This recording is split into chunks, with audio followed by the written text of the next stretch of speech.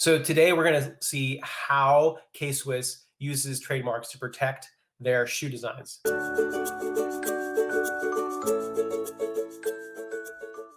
So let's get started. The first thing, I'm going to show you guys how to do this from start to finish so that you guys can use the same principles that I'm showing you now to do research on any company that you guys might be interested in.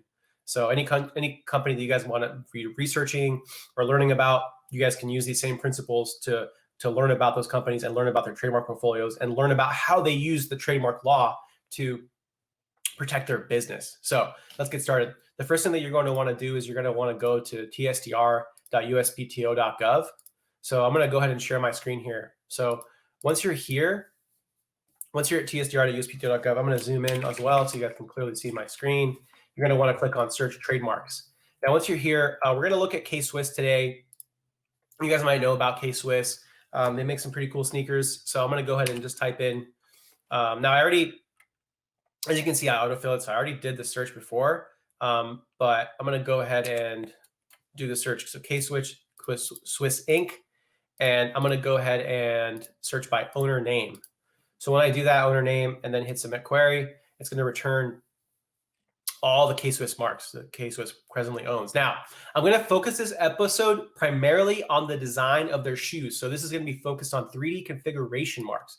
And so a really, really cool way to navigate actual design marks as they're called, or 3D configuration marks, is by using the image list. So if you click on an image list, it'll show you in little tiles all the hits that came up with the search. Now, what's cool is that we can quickly learn about how these items are, we can quickly identify really interesting marks, really cool marks of interest.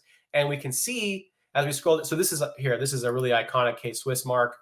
This is the one that probably a lot of you are familiar with. If you're familiar with the K-Swiss brand, as you can see, this is one of their main marks. And then, but I want to scroll down to show you guys some really, really awesome, interesting marks right here. So these marks, these are covering the diagonal lines on the side of their shoe. So they actually filed a trademark application on the side of their shoe. Now I know this is actually abandoned. They decided not to pursue this particular mark, but it's still very, very interesting. Let me scroll over so you guys can see. So this is actually submitted. I'm going to open the image in a new tab so you guys can clearly see it. I'll zoom in. So as you can see, this is the 1, 2, 3, 4, 5, these 5 diagonal panels on the side of the shoe. This is what this trademark application is on. Now, what's interesting is that they actually submitted other shoe designs like this one here, also very similar.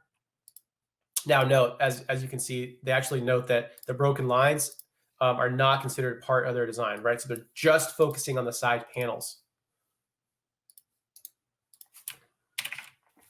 For whatever reason, though, they decided not to pursue this one. So this one's registered. I'm sorry, this one was registered. The last one was not registered. So we're going to be able to go in and see exactly what specimen was submitted in order for them to get the allowance. So it looks like the specimen was submitted in 2017. So I'm going to zoom out so you guys can see. So here you go. Here's the K-Swiss shoe. So pretty interesting. This is the actual product. This is what you see. This is the actual shoe. And images that show the mark affixed to the goods are valid specimens. So pretty neat to check that out.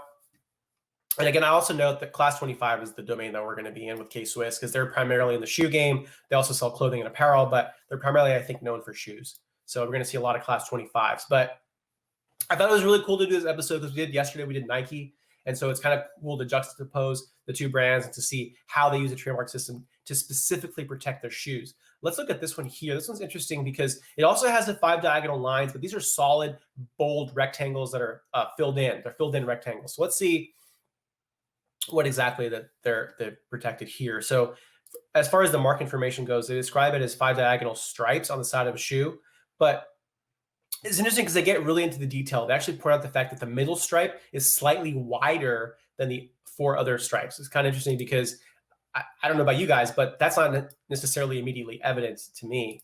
And in fact, if they didn't mention it, I probably wouldn't have even noticed. But those of you with a really keen eye might have been able to notice that. So kind of interesting. Now, this is a registered mark. So what's cool is that I can show you the specimen that was submitted. So this was a specimen that was submitted back in 2015. And as you can see, here you go. So here's the solid solid lines that are depicted in the mark with black lines. So pretty interesting. Now let's go ahead and let's go back. Let's see what other interesting shoes that we can find.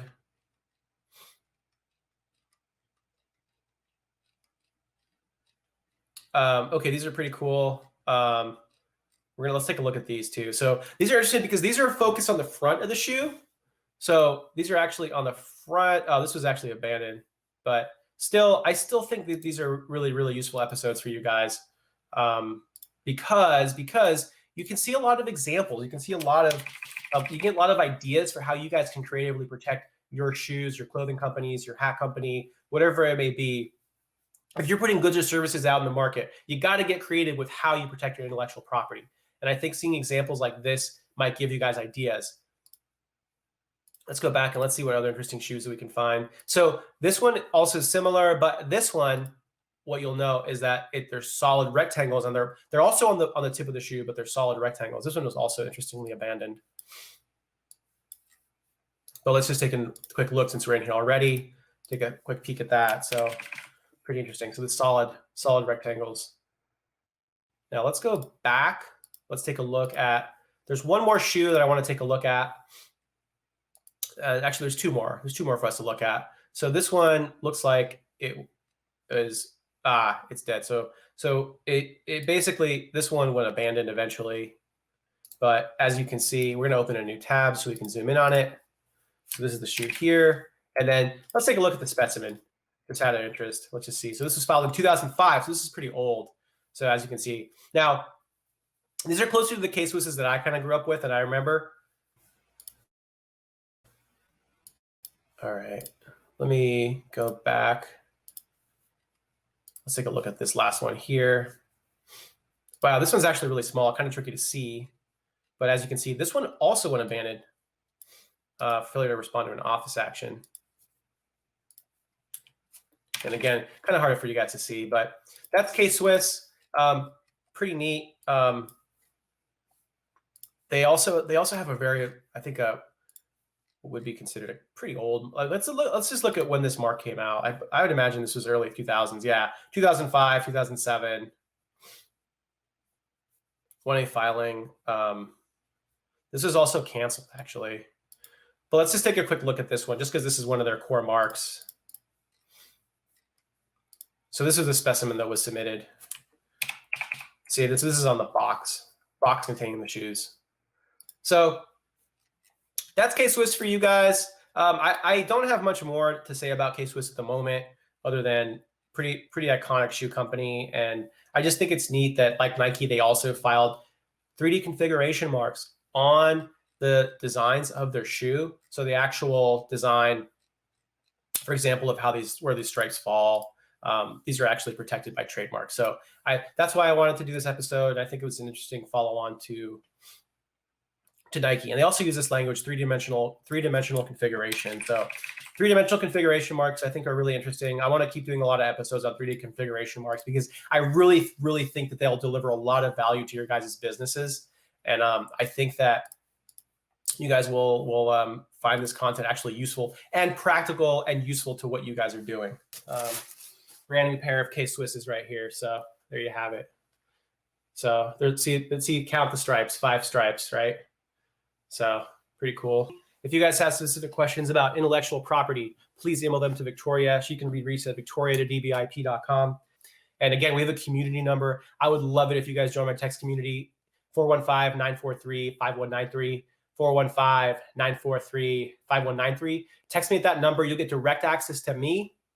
And if you guys have questions, I will answer your questions. And then also, if you have questions you want me to discuss on the show, if you have ideas for topics for the shows that are coming up, send them to that number. And I would love to at least entertain doing episodes on your suggestions. So thank you so much for watching. Really, really appreciate you guys watching this. And I hope that this gives you a lot of useful content and value so that you guys can file more intellectual property protection to help your businesses.